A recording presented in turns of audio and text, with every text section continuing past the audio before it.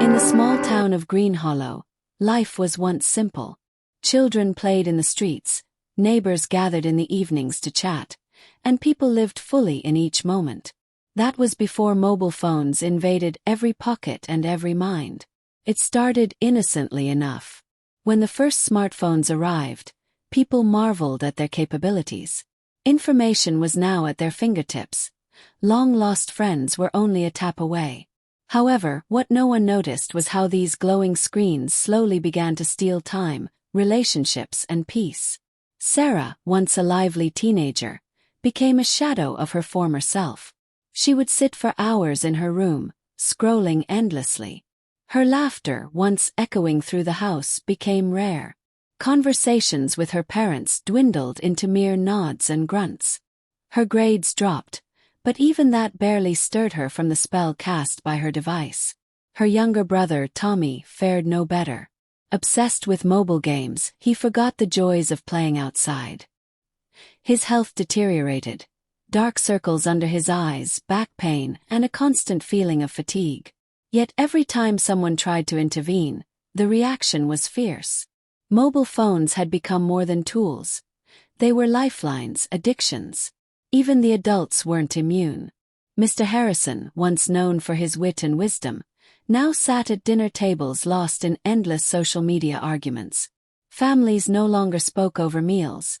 Each member was locked inside their own digital world. The true evil was not just the devices themselves but how they reshaped human behavior. One Sunday, the town organized a no-phone day festival. The mayor, seeing the damage, urged everyone to leave their devices at home and gather at the town square. The turnout was disappointing. Only a handful of residents appeared, awkward and unsure how to interact without screens to shield them. One elderly woman, Mrs. Green, spoke passionately to the few who had come. "We have traded our freedom for chains we gladly clasp," she said. "We are prisoners, and our jailers fit in our pockets." Her words stirred something. Over the next weeks, a small group decided to resist. They started organizing weekly meetups, board games, storytelling nights, outdoor picnics. Slowly, those who participated began to rediscover the beauty of real connection. Children learned to play outside again. Friends remembered the joy of true conversation, and families rebuilt the bridges technology had burned. Sarah and Tommy were among them. It wasn't easy. Sarah faced withdrawal symptoms, anxiety, restlessness, even anger. But over time, she found comfort in painting, something she had once loved but abandoned. Tommy took up soccer and grew healthier and happier.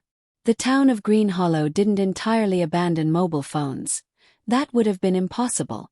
But they learned moderation, treating phones as tools, not masters.